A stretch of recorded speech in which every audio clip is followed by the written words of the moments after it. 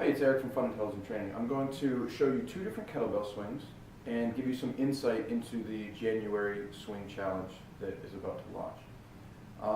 So I'm going to preface first thing in the morning. I'm going to preface this and say that I don't want you participating in this if you don't totally own that swing. So this isn't something for beginners.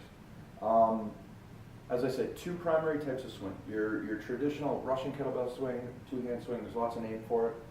Feet about shoulder width apart, soften those knees, hinge at the hips, keeping your abs tight, your chest up, your shoulders back, and neutral neck the whole time. So as you hinge, it'll be a double overhand grip. You're going to forcefully contract your lats to hike that bell back behind you. Exhale as you quickly and smoothly stand up to perfect posture. So this is basically a pillar position. Think you're in a plank, but vertically. So you're only transitioning between two positions. So you're hinging, boom, and then you're standing up. So once again, soften the knees, hinge at the hips, back flat, abs tight, double overhand grip. Inhale as you hike, exhale as you explosively stand. So I'm very slightly going to soften those knees, but predominantly my mechanics are at the hip. Boom, and then decelerate and put that bell right back down. The second swing, and I actually last year, probably about a third of the way through the month, started defaulting to a hand-to-hand swing. This one, I'm not exactly sure why, but I found that to be much more enjoyable and tolerable as I did the high volume swings. So with a hand-to-hand swing, we're going to set up almost identically. The bell is out in front underneath your eyes. I'm going to rotate the bell a little bit so it's pointing towards my left foot. My right hand goes to the left horn. Now as I set up, once again, soften the knees, hinge at the hips, shoulders square here. You don't want to come off center here. You want to keep yourself square. Once again, contracting those lats. Inhale as you hike it back, exhale as you stand up. Now our transition here, my palm will come up, my hand will replace my other hand, so I still keep my thumb to the horn as I come back down into it. So from here, boom, palm up, hand replaces the other hand, and then right back down into my swing. I throw my opposite arm back for balance. Inhale down, exhale up. Now, some keys to think about as you're doing this swing. As I said, this is a high volume challenge. Not necessary to utilize a heavy bell. I use a 16. That's a quite light bell for me in doing normal swings. But as I said, if I'm shooting for 10,000 swings in a month, I'm not trying to go really heavy. I just want to keep a weight that's going to get me in this habit and keep me feeling good and keep me moving. Rings, I've got to the point where I did it last year with my ring on almost the whole time.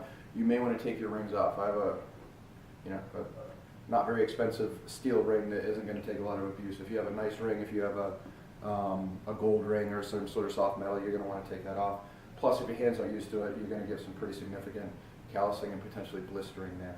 The grip. This is one of the most important things that we found out last year. A lot of people were kind of death gripping that bell. They were using their whole hand on it. That is going to really bother that calloused area right there. People were starting to have some trouble with that. So a quick fix for that basically every single person had no issues with. As you grab that bell, I'm not going to bear paw it. I'm just going to use almost like a lobster grip. So my fingers are going to go in. I'm going to stop that bell just above my calluses, and then I'm going to grab here. So most of the weight of the bell is just above this section of your hand here.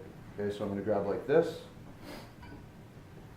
Instead of being here, I'm going to be here. And that makes an immense difference.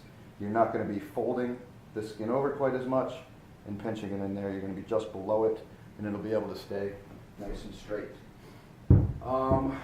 As I mentioned in the write-up, don't jump into this if you don't own that swing. I mentioned that a second ago. Isn't intended to be a heavy challenge. The goal here is to set yourself into this habit that if I say I'm going to get up and I'm going to do 100 swings, 250 swings, 500 swings on this many days a week, get up and do it. Get in those habits of completing your tasks. That's going to parlay into every other aspect of your life and add a tremendous amount of value. So that's one thing to think about. Another thing to think about, this doesn't need to be explosive. With this many reps, I'm not gonna be set up and, I'm not gonna be swinging like that. I want it to be as smooth and efficient as possible. If I'm going with a two-hand swing, boom, I'm here, I'm gonna, boom, nice. Energy efficient, not explosive, really smooth. Same thing if I'm going to my hand-to-hand, boom, slow, steady, smooth and controlled. And when I say slow, I don't mean, it needs to be a fast motion, but I'm not trying to explode through it. One thing that made a big difference for me, so 2 ways to go about this. Number one is you can count your reps. I actually found that to be quite meditative, for lack of a better term, especially as I got into higher reps. Last year I dabbled into sets of 3. I definitely hit 300 reps a couple times in a single set. I may hit 350, I don't recall without looking back at it. I don't recommend you start that high, and I'll talk about that in a second. So one way you could do is to count your reps, but for me, I can't focus on anything else. I can't, watch a documentary, I can't listen to a podcast, I can't hold a conversation that way. It's not gonna happen. So probably the second half, almost exclusively, for me, 2.5 minutes gives me 100 swings, between 100 and 102, 103. So usually what I would do, I'd set an alarm for 2.5 minutes. When my alarm went off, I'd do 4 more swings just to know I had some in the bank. Boom, that's 100 swings, I'm good. So that's something else you can do, is set a timer, count off 50 swings or 100 swings or whatever you're looking for a set, figure out how much time that is. That's another good way to make sure that you can do this, but still multitask and focus, have a conversation, listen to a podcast, watch the news, whatever you need to do.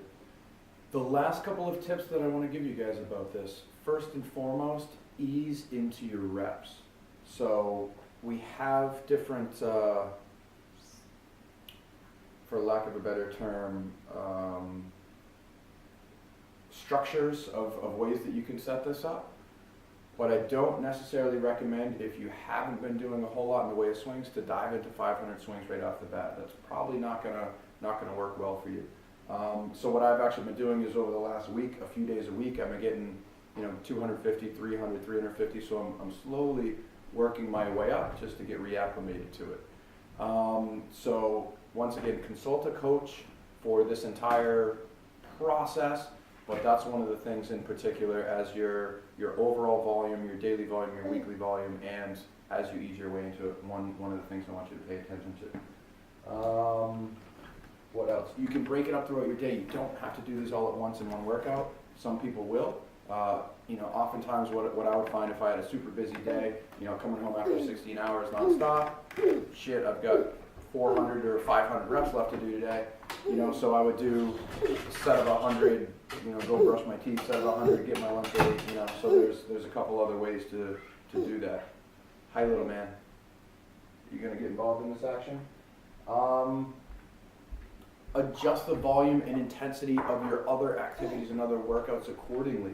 So if you're very fit and this isn't adding a tremendous amount to what you're already doing, you may be able to add this in, but that's probably not the case for most people. You may have to adjust the other things that you're doing so as to avoid the possibility of overreaching and overtraining. And in the original post I wrote about this, there's a link to some more information on that. And then stretch. One of the primary thing that I ran into last year is my hip flexors got tight. So we'll give you guys in another video some simple stretches that you can do for it. So that's the main. I know, I'm excited too. I'm excited too. So that's the meat and potato of what we're doing. Once again, set yourself a goal. I'd rather you go less than more. Yay! So that you feel very excited and accomplished that you did it. If you come out and say, "Oh, Eric, I want to do the 10,000 swings with you," and then a weekend, you're struggling with it, that's going to be very defeating. So I want you to feel good, feel successful, feel accomplished, get in the habit of doing these. So get out, do your swings, let's rock and roll. Thanks.